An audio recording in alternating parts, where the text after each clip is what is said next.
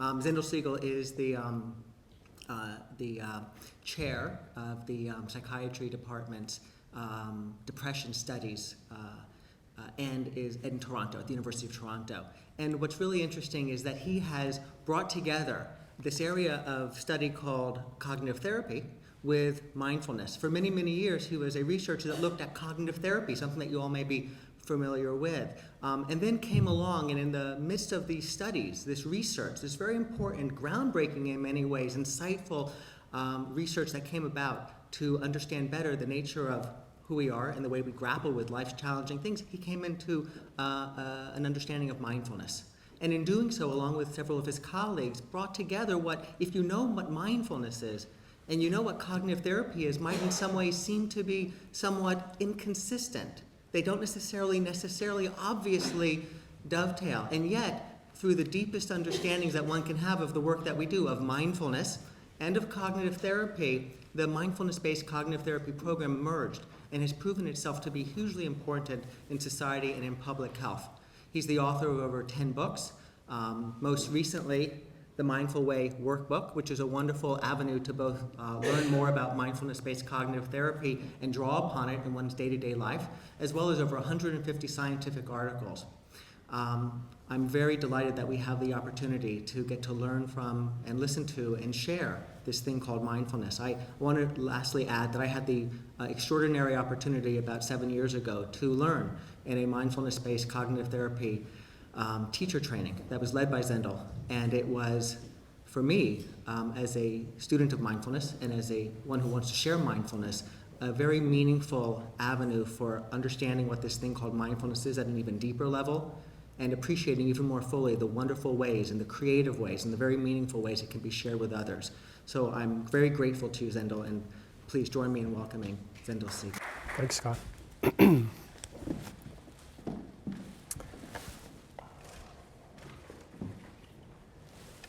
Good afternoon, everybody. It's a real pleasure to be here, to be able to speak about some of these ideas, to illuminate some of our thinking and to perhaps practice together, but also to learn about the productive node that exists here at the University of Miami in supporting and fostering a community interested in practicing mindfulness and expanding its reach into not just the fields of mental health, but in all kinds of vocational and other occupational and everyday practices. This is a very generative place, I feel, and I'm happy to contribute in my small way to talk a bit about some of our work in depression.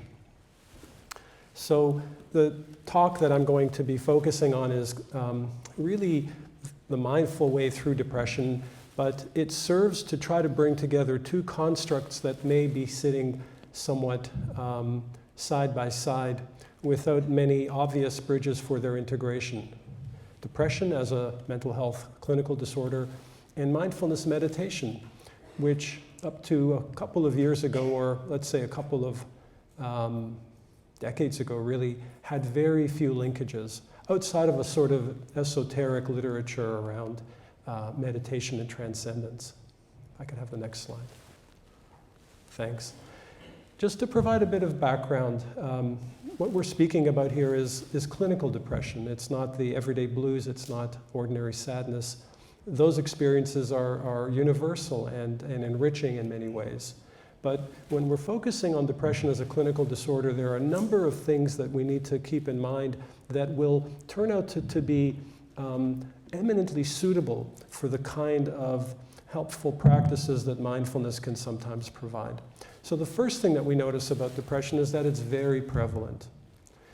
Some have called it the common cold of mental illness, because estimates suggest that the general population prevalence is about 7%, but it's much higher in women than in men, averaging around 8.5% compared to about 5%. And if you do the math, this prevalence rate of about 7% is 1 in 14 people. If you look at women, the prevalence rate of 8% or so means about 1 in 12 or so people. And that means that there are quite a few people who are dealing with a clinical disorder of depression. If you contrast that to the rates of acknowledgement, the rates of recognition in society, We know that very few people come forward who have depression for treatment. It's still seen as something which is somewhat stigmatizing and somewhat difficult to seek help for. If I could have the next slide. The other thing that's somewhat surprising about depression, and ironically perhaps even pushing it more into the limelight, is that people are getting a better handle on costs associated with depression. Most of the perceptions of depression are of it being essentially an invisible disease. There are no physical stigmata, there are no obvious manifestations in the body of someone who's depressed.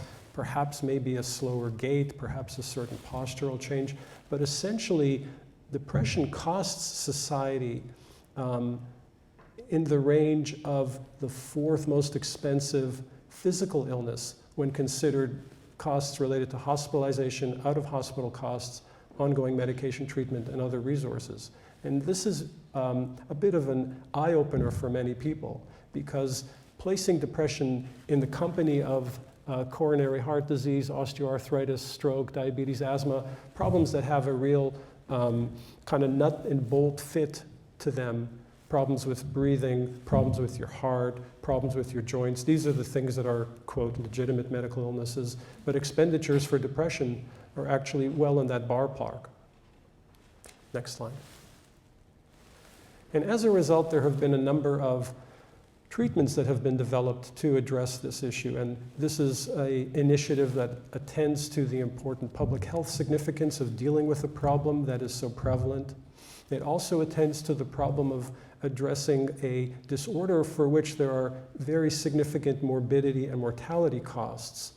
High rates of suicide, both completions and attempts associated with depression. High costs of disruption in parenting routines of women who have postpartum depression, are unable to bond with their children and are often unavailable for critical years of child rearing. And also increasingly a push by industry to recognize that people who are depressed often show up at work, often engage in very low rates of productivity, and what's been called presenteeism. People who are physically present, but really not working in any meaningful sense. And so these different forces are, I think, only now starting to push for initiatives that are more targeted to developing effective treatments. And the treatments have covered the gamut of different types of interventions. I worked in the Department of Psychiatry for a long time, where most of the interventions involve pharmacological or neurally brain-focused therapies. And so the success of SSRI drugs and other medications for treating depression has been well documented. There are newer treatments that involve neurostimulation of various types. The first type of neurostimulation, of course, was electroconvulsive therapy, but there are now non-invasive procedures that involve using external magnetic coils to stimulate regions of the brain that have been found to be less active during depression, and other forms of treatments that try to change brain structures that are thought to subsume depression. And as well, there have been targeted psychotherapies. This is not the standard lying on your couch and talking about the first thing that comes into your mind. These are psychotherapies that have been shown to hold their mettle against antidepressants in comparisons going head to head and showing equal efficacy.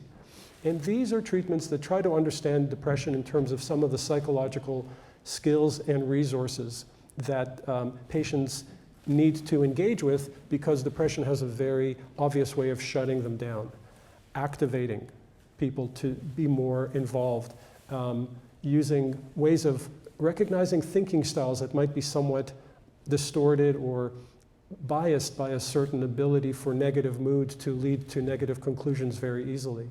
And these are depression-specific psychotherapies that have done very well in helping to treat the actual episode of depression.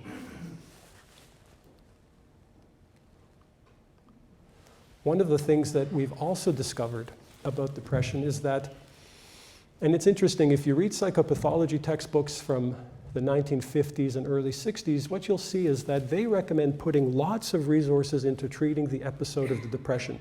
In other words, treat the person intensively while they're depressed, And if they are able to step out of their episode of depression, they'll do fairly well. And over the past 30 or so years, that view has changed now to recognize that there may be a couple of different subgroups here. One group of patients may actually do well if they're treated and step out of their depression. But there's another group that has a form of depression that is recurrent and potentially chronic. And what this means is that they may have an episode in their early 20s, they may get depressed again in their late 20s, they may get depressed again in their mid-30s, and continue on to have what's called a recurrent course to the disorder. And what this means is that depression is not seen as a one-off event, but as something that needs continued vigilance and continued agency to help look after oneself and to prevent relapse and recurrence. In fact, the treatment strategies that have been offered for depression recognize the need to continue to provide people with some sort of care, either pharmacological or psychotherapeutic, beyond the point at which symptoms of the illness have abated. And so if you think about taking antibiotics, often if you take an antibiotic for an inflammation or for some kind of sore or infection, the recommendation is to take them for 10 days. Now, your initial symptoms might lessen after 2 or 3 days, but the advice is don't stop taking the antibiotic because the infection may still be raging underneath in some way that the rest of the 10-day course really helps to kind of kill it off.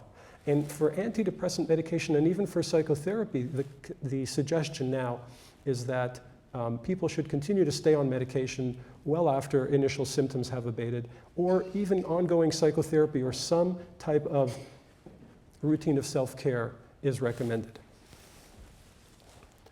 And this comes from the fact that increasingly depression comes and goes in people's lives. This is Robin Williams, who since his untimely passing has actually become a rallying point for people to describe efforts at depression awareness, especially given his public persona of being seen as a comic, seen as someone who was always up, always cheerful, and yet having a very difficult medical and psychiatric history at the end of it. And he talks here about the fact that, do I perform sometimes in a manic style? Yes. Am I manic all the time? No. Episodes come and go. People can have an episode of depression, then they can have a period of wellness. Do I get sad? Oh yeah. Does it hit me hard? Oh yeah. And so the challenge in depression is to deal with the fact that we have means for helping people get well, but we don't necessarily have the same level of sophistication and treatment intensity to guarantee that people won't relapse, in other words, have another episode, or have a recurrence, which is the emergence of a new episode down the line. But guess what? This isn't a problem that's unique to depression. This is a problem that is faced by many types of chronic physical illnesses as well. And what's significant here is when you consider something like asthma, hypertension, diabetes, arthritis, and other problems, the management of these difficult medical conditions beyond the point of an acute exacerbation of symptoms is to look to behavioral strategies that are ultimately effective in determining the risk of a new episode reoccurring. So for example, someone with asthma might use a puffer before playing football in order to reduce the risk of an asthmatic attack.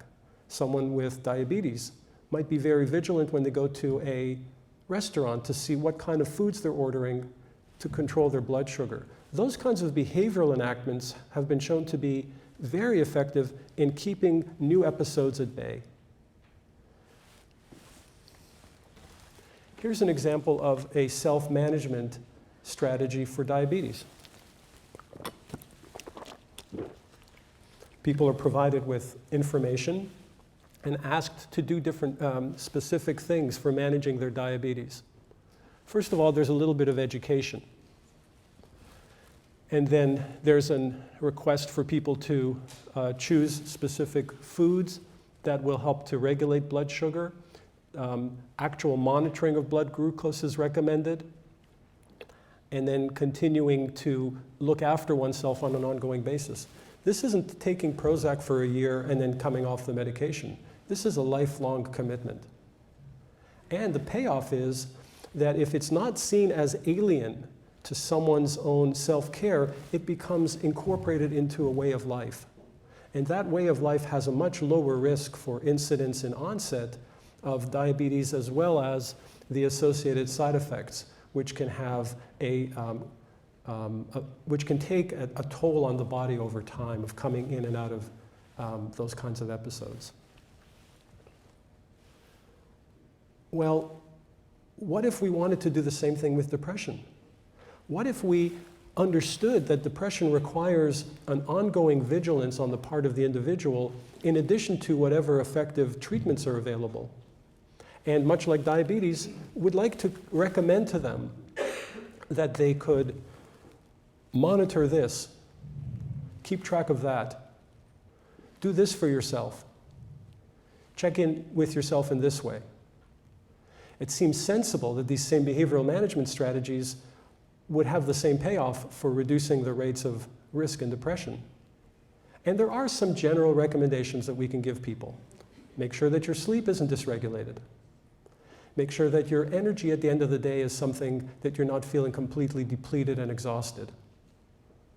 But these are general things that can be recommended, not specifically for depression. And we like to be able to identify the risk factors that we think, if you can watch this indicator, if you can look after yourself and make sure this stays within a narrow band, you'll significantly reduce your risk for relapse. And this is really the point at which the mindfulness story kind of takes off. It's a way of understanding how mindfulness can be a finely tuned antidote to the type of risk factors that people who have recovered from depression continue to face, and how the practice of mindfulness might allow them to work at addressing these risk factors in ways that involve harnessing innate and plentiful mental and cognitive resources, such as attention and awareness. But how we got to that involves a little bit of research, and especially a study that I want to tell you about. This is a study that we conducted, we published in 2006, and what we did was we took people who had recovered from depression and brought them into our lab, and we made them feel sad for about 10 minutes. We used what's called a mood induction, and we had them listen to some sad music, and the piece of music we used was Russia Under the Mongolian Yoke, which is a section from a Prokofiev opera, and we remastered it so that people were listening to it at half speed. So you have this very slow, kind of lugubrious music, and it's not really going anywhere, and you're listening to it over headphones. And then we also asked people to imagine and revisit in their minds a time in their lives when they felt sad. So they're doing this autobiographical recall, they're listening to this music, and it induces a reliable state of about 5 or 10 minutes of sadness. And before we had them get temporarily sad, we had them fill out a questionnaire that asked them which of these kind of depressing conclusions about themselves did they endorse, things that they feel to be true about themselves from a sort of depressive perspective. They're inferior, they're worthless, other people are better, they're weak, et cetera, et cetera. Then they were made to feel sad, and then we just had them fill out the questionnaire again. We wanted to see what the experience of sadness in people who were vulnerable, in other words, in people who had had a depression in the past, would that trigger a certain way of thinking about themselves? And what we did find was that the people who were made to feel temporarily sad, some of them, there was really no change in their endorsement of these negative beliefs. Same amount before and after the sadness. But there was this one group that, as a result of feeling sad for 5 or 10 minutes, started to endorse a larger number of beliefs about themselves that had to do with feeling that they were not okay.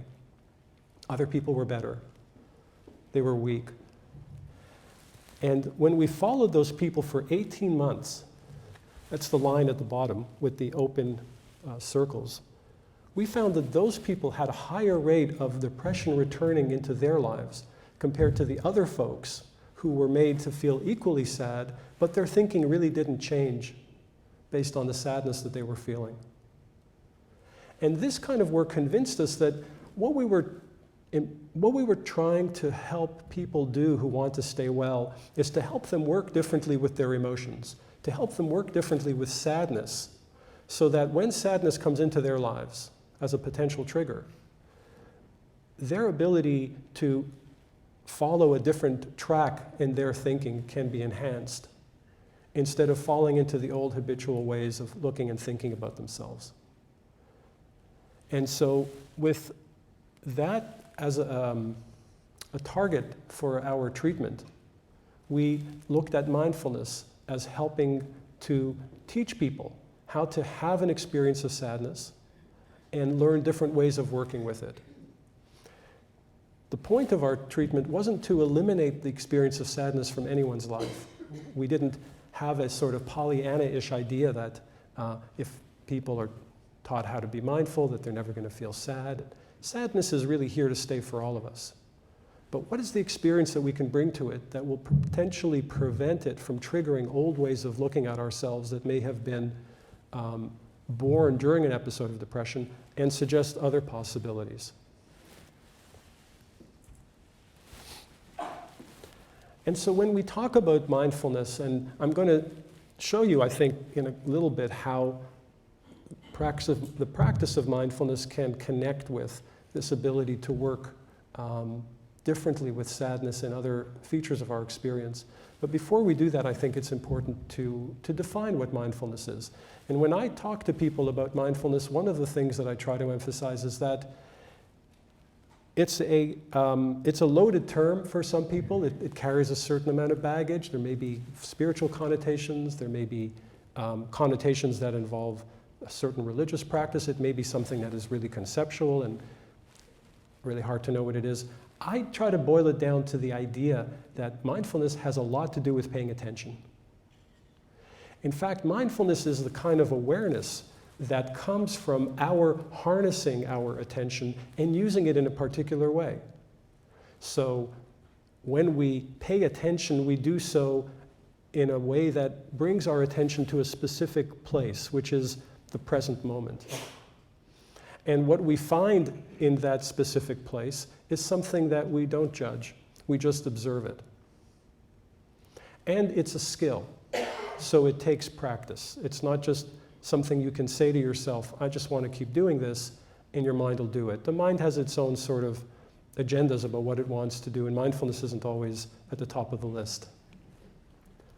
But in thinking about mindfulness as attention, and in thinking about using our attention in this specific way, we come to realize that there are ways of becoming aware of our experience that can be quite illuminating. And the reason that they're illuminating is that mindfulness contributes to an increase in our ability to choose. Not that it's a final destination, but that if you're feeling sad, if you're feeling happy, being mindful of what that experience is like for you can allow you to choose what you want to do next, instead of having it pulled out of you in some ways by an automatic process of following what's gone on before, or what's been habitual for you, or what has been reflexive.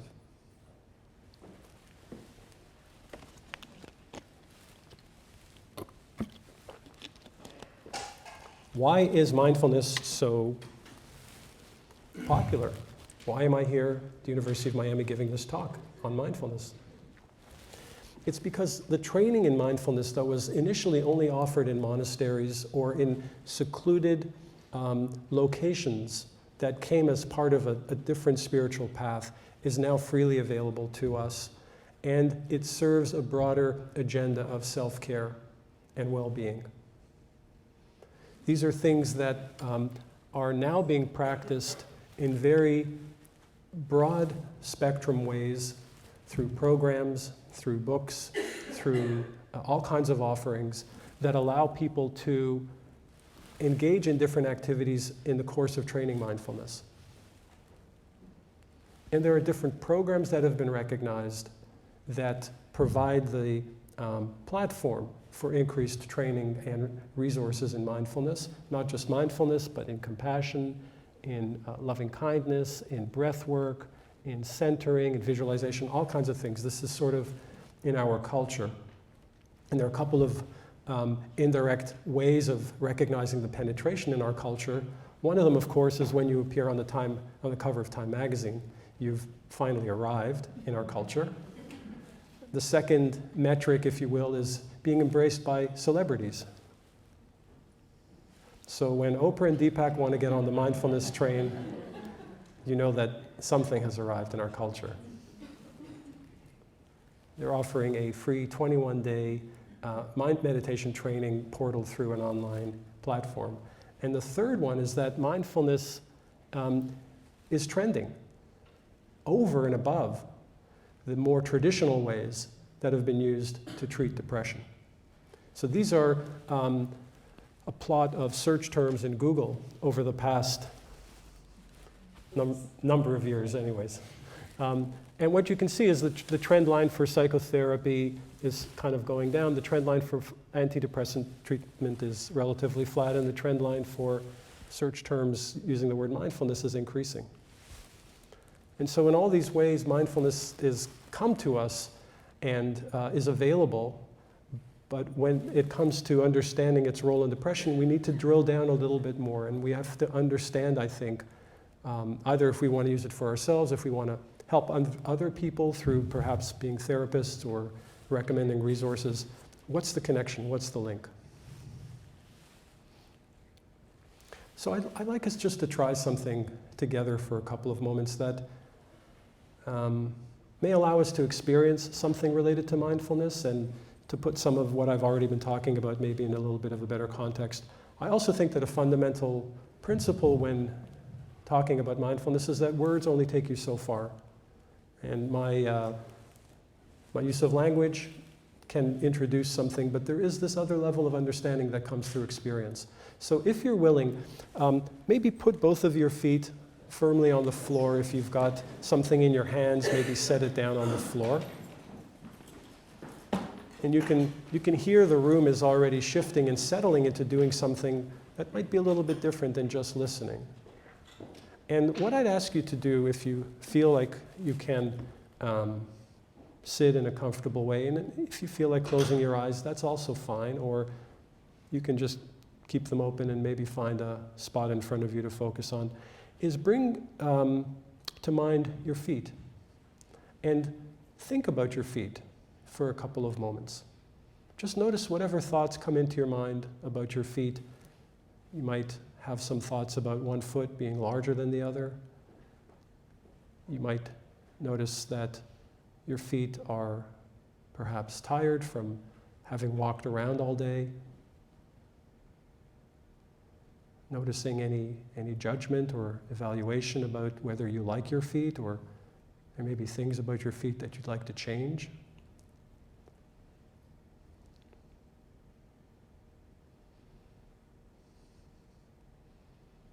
There may be some future-oriented thinking about your feet, perhaps an appointment for a pedicure or a manicure in the near future. And just letting whatever thoughts come into the mind about the feet, just be there, noticing them, ideas, contrasts, comparisons, judgments.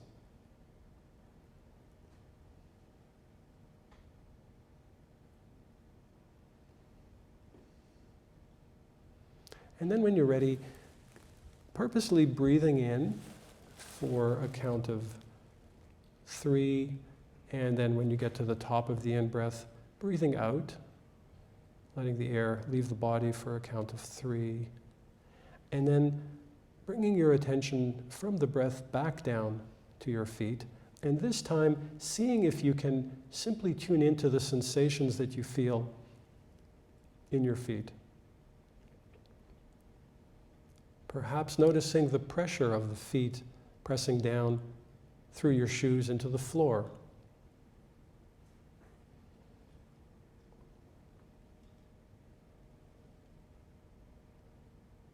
Perhaps some sensations of moisture or tingling in the toes.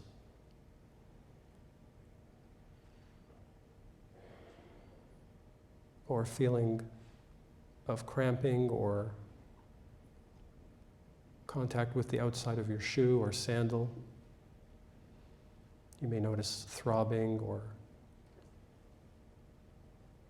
anything else that shows up as you focus simply on the sensations in your feet, the soles of your feet, the instep, the ankle, the toes, the big toe, the little toe.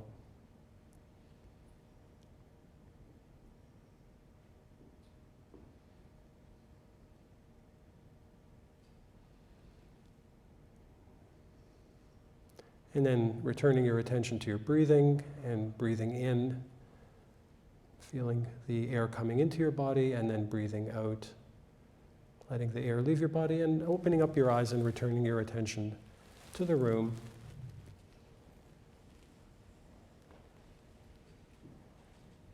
And so this is a simple way of demonstrating that there are different ways of knowing our experience. In this case, our experience of our feet. So can I just ask anyone who might be willing to share, what did you notice as a possible contrast between thinking about your feet and feeling your feet? Did anyone notice any contrast in that brief exercise?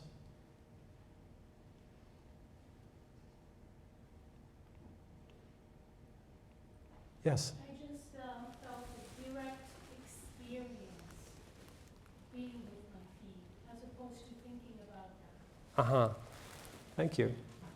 So a direct experience, and this is one of the important insights in all of meditative contemplative practice, that we don't have to change our experience into something different. Our feet are still our feet, but we can bring a different mind to our experience that lets us see aspects of it that were previously perhaps hidden or unknown. If all we do is think about our feet, that's the only way we get to know about them. But there is this other way of knowing our feet, which involves knowing it through, as you've called it, direct experience, that involves moving into the sensations of our feet. And one isn't better than the other, but we can have access to both, and sometimes that can be very productive. And so much of what the connection between mindfulness and depression is that what happens when we do the same thing with sadness? What happens when we do the same thing with fear, with anger, with difficult emotions? When we explore the possibility of knowing them through a different mode of mind. And the important thing here is we're not pushing away anger or sadness. We're not trying to say, if you practice mindfulness, kiss your anger goodbye. That's not really what we're saying. But it might be that we get to know anger in a different way. And this takes training. Remember the definition. It's a skill. It needs practice. Every type of mindfulness or contemplative practice that we do invites us to do something fundamental with our experience. That is to attend and befriend. Attend and befriend. That's a phrase that Tara Brach, who's a well-known mindfulness teacher, uses. Attend and befriend are different than avoid and control, or push away and regulate. Push away and regulate are fine, and they can be important. But if you also add to your repertoire attend and befriend, you have a whole different way of responding to these moments of emotional triggering. And those additional elements of your repertoire can be trained up by the practice of mindfulness. So for example, if you look at what people do if they go to a mindfulness retreat, meditation training of some type, you see that people work on experiences that are very basic, things like eating, sensations in the body, walking, stretching, breathing. And the instructions in many of the mindfulness meditative practices are, first of all, get to know your mind and your body. Just get to know them, just like we did here. Get to know your feet through thinking about them or feeling pressure, moisture, tingling. And then seeing patterns of experience. So as you start to get to know something about your feet, you may notice that there are thoughts that come up, like, this is weird, why am I doing this? And then those thoughts come up and you get to know them, you get to befriend them. And then you can start to make connections between the states of mind, where you're noticing yourself being critical and judgmental, and then other states of mind where you're able to stay with and explore an experience, and you might notice new features about it. And then those experiences and those lessons will be equivalent in their application, regardless of whether you're spending time and attention on your feet or spending time and attention on your anger. Yeah. And that really is what these programs that have been developed to help bring mindfulness meditation into the clinical sphere are all about. They definitely do not resemble your grandmother's group therapy. It's not people sitting around in a room and exchanging stories or talking about things. It's actually looks more like this, where people are sitting around and either not talking about anything for stretches of time, or they're engaged in mindful movement and other practices, following a curriculum that tries to introduce this type of training in a systematic way. And some of this systematization has been codified through manuals and treatment resources that spell out very carefully where you start, how you deal with difficulties, and where you sort of want to get to in either working on this material on your own or with a therapist or an instructor. So for example, in mindfulness-based cognitive therapy, which is our program, you can see that the headings of each of the sessions, it's an 8-session program, starts to help people move more and more into a contact with difficult experiences. We start off with just becoming aware of automatic pilot and how sometimes we're very distracted, living in our heads, gathering the scattered mind, but then eventually by session 4 and 5, you're moving to pay attention to things that you don't really want to pay attention to, recognizing aversion, allowing and letting be, not having to change and control things. And then thoughts are not facts, and then taking care of oneself, folding it into a larger program of self-care. So think back to the slide that I showed earlier on how to manage diabetes. Those are the same life lessons that we're providing people here when it comes to regulating moods and potential triggers that lead to depression. This happens in a couple of ways. It's not totally unscripted, but it happens through people practicing. And one of the features of this program is that people meet once for about 2.5 hours a week for 8 weeks, but they're asked in between those meetings to practice on their own. And we give them CDs with audio recordings, we give them handouts that sort of describe and explain what they might be able to expect. And also, we start at a very gentle place. The first mindfulness practice we engage in is called the raisin exercise. It's a exercise of eating, much in the same way that we spend time slowing down and paying attention to the sensations in our feet. This is slowing down and paying attention to eating. And then we scan the body, which is also slowing down and paying attention to sensations. Then there's mindful walking, mindful stretching. By the middle of the program, we're starting to get into some territory that's a little bit more difficult. Sitting with thoughts or sitting with difficult situations. But that's after about 4 to 5 weeks of specific training. And we also do it in a way that is invitational. We don't throw people into the deep end and say, bring up this difficult experience. There are ways of inviting people to approach what they might consider to be an edge of theirs, an emotion, a situation that is not resolved, something that requires closure, and then using the meditation as a context in which to observe what patterns or what reactions in the mind does this bring up. And there are different ways of also providing people with skills in grounding themselves so that they might be more willing to consider someone who may have said something insulting to them and what that brings up for them, if they're also able to ground themselves with their breathing or ground themselves through some movement practice, and then consider that rather than just bringing it up and hoping for some kind of resolution. So you can see that these practices move from a place of inviting people to either stay at a safety zone if they prefer, or they can start to move more toward a place where there may be some discomfort and stay on an edge. And different practices encourage that. So to try to link the initial thoughts that I had about what is it that we want to help to train people to do, we're trying to help them stay grounded during emotionally turbulent times. And the grounding comes from the two aspects of mindfulness that are provided through continuous practice. The first is that when one practices mindfulness, one engages in inducing a state of settled attention and concentration, so that you can stay with your body and you can follow your breath.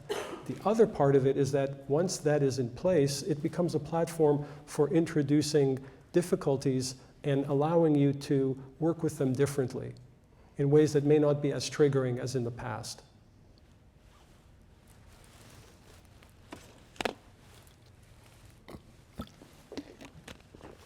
So these programs, they tell a good story. People are interested in mindfulness. There's a way in which people are also interested in looking at non-pharmacological alternatives for treating depression. And our research on what puts people at risk also suggests that there is a plausibility to the way these items and elements come together. But ultimately, the proof is in the pudding, and the pudding is in the form of randomized controlled clinical trials. So to date, there have been about 7 trials worldwide with over 1,000 patients showing a robust effect size of about 0.46, I believe, in terms of showing that people who are taking these programs reduce their risk for relapse by about 46% compared to people who are in a variety of other programs or not in a program but are waiting for treatment. This is just one slide that shows some of the earliest studies from 2000 and the more recent studies. You'll see that there is an advantage in terms of rates of relapse for MBCT, which is the green box, compared to the other control groups.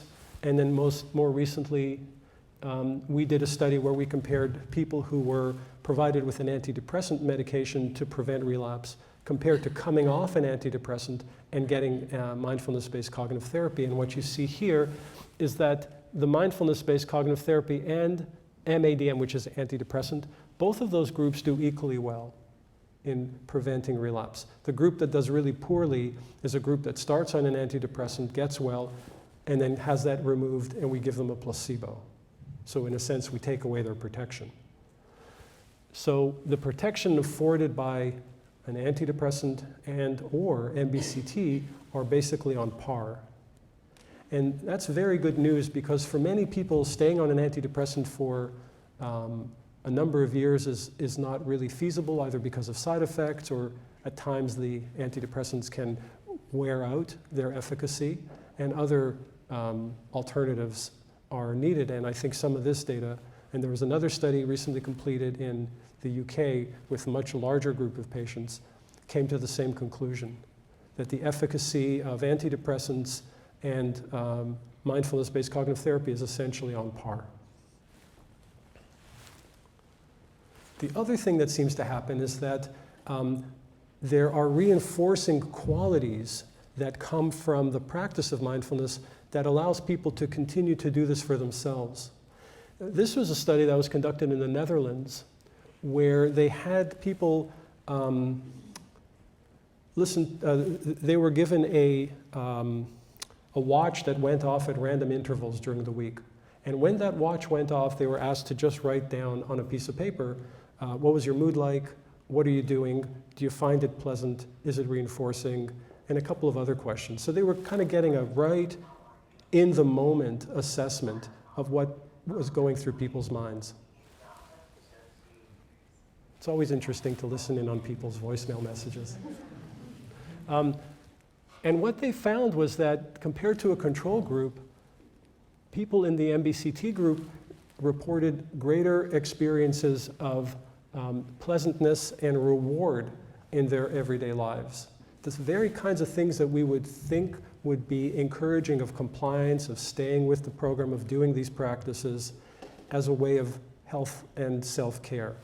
And I think this is an important piece of the puzzle because we're asking people to continue to do this well after the program ends. So there needs to be some incentives. And then the other piece of information that's important is that there seems to be some growing body of evidence that how much you practice after the course is over does make a difference in preventing relapse. This is a recently completed study that showed that people who practiced 3 or less times a week had a higher rate of relapse than people who practiced 3 or more times a week. And all of this fits with the idea that mindfulness isn't something that we arrive at once we have an idea about it, but mindfulness is something that we build up a skill, like working on your forehand or working on your backhand in tennis. You need thousands and thousands of repetitions before something like that becomes automatic, accessible, and available to you in situations where you really need it. And one of the ways of understanding what gets trained is to look at some of the interesting neural evidence. And so I'm just going to talk a little bit about this evidence because I think it supports and it helps to explain what kind of capacities people have for working with their negative emotions. So the first thing that's worth mentioning is that there is a part of the brain called the insula, and this is a simplification for all the neuroscientists in the audience. I just want to put that out there in advance, especially Amishi. So there is this region in the brain called the insula, which seems to be preferentially activated when people pay attention to their breathing. And it's also related to mindfulness. So if you look at the 2 bars on the extreme left-hand side of the graph, what you'll see is that the higher red bar shows that there's a greater degree of activation of the insula in the MT group, which is the people that have had mindfulness training, compared to a control group, which is people who have not had mindfulness training, but both of them are paying attention to their breathing. And when you ask people to suppress their breathing or just maintain an attention to their breathing, there's no difference between the red and the blue groups. Now, the insula is important because it's recently been identified as something, a neural structure that is an important part of what's been called the present moment network. And our brains are specialized for all kinds of different functions, but there is this network that seems to be well suited to integrate information from what is happening to us right now. And often that is information about the body. When we have a sensation, we can only have it in the present moment. And so the more we're able to attend to our sensations, the more our focus and our experience is about what's happening to us right now. And so the present moment pathway seems to be trained up by mindfulness, in addition to a bunch of other things that are happening in the brain. But this is an important story because it does bear on the regulation of emotion. So if you remember that famous study where we made people feel sad by listening to music, we've done that again, except this time in an fMRI machine. And so this time we had them watch film clips of movies that were sad, Terms of Endearment and The Champ, where there's some scenes of loss, and movie clips from, I think, the Home and Gardening Show, where there's an episode on basket weaving and arranging a rock garden. Apologies to avid gardeners in the audience. And so we had people who were sad and they were scanned, and then the same people were feeling neutral and they were scanned. And what we found was when people were sad, the insula, the present moment pathway, was less active. It was tuned down.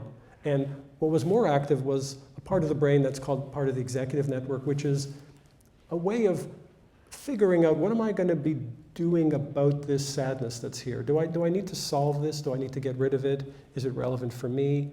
How can I manage it? So a lot of thinking. Almost in a way, the executive network is like thinking about your feet. The insula present moment network is what we did with feeling our feet. So when you make people sad, generally what happens is a lot more thinking about, a lot less feeling in the present moment. But when you look at what happens when people have been trained in mindfulness, what happens is that there is a rebalancing. And so people that have been trained in mindfulness are now able to do a little bit of both. They're thinking about sadness, but the insula present moment pathway is restored, and so they're also feeling the emotion in a way that brings in information from the body. So now they have two channels, in a way, to understand what does it mean to feel sad. They've got the ideas about it, but they may also have a sense of what it feels like in their bodies. And so now they can draw from a larger palette of experiences and then choose what they want to do next. They're not bound by the same habits or routinized responses to sadness. They've got something else that can inform their choice. And we think that this is actually quite vital because it helps people to choose from a place of greater information around what to do with emotions rather than to be driven primarily by old habits and old routines. And the last thing I want to talk about is how some of this work expands from inside the brain outside into the community at large. This is a study that was just published, and it looks at the effects of mindfulness on our relationships with others, regulating our emotions when other people are present. And this is another one of those experiments where there's a little bit of deception involved. I don't want to give my discipline a bad name, but some of these studies do involve small amounts of deception, and then there's an ethical debrief that lets people know what they were involved with. But here, you had someone who came to a room, and there were 3 chairs. 2 chairs were occupied by people who were working for the experimenter in their lab, Confederates, and there was 1 chair that was open. And the person who was participating in the experiment kind of came into the waiting room, saw that there was a chair that was open, and sat down in the chair. The people in the experiment were previously exposed to one of 2 different conditions. One group practiced mindfulness through an online program called Headspace. And another group practiced the same kind of attentional training through an online program called Lumosity. And I don't know whether some of you have seen Lumosity, but at one point they were doing some seriously heavy advertising on Google.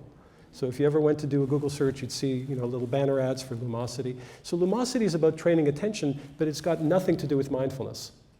It's about helping you recognize objects in the periphery of your vision, or memorize certain placements of things, or it's attention training in the same way that mindfulness involves attention, but it's not mindfulness. So it's a wonderful control group because people are doing the same thing. They're spending time in front of a screen. They're learning and building up attentional neural networks, but it's not mindfulness.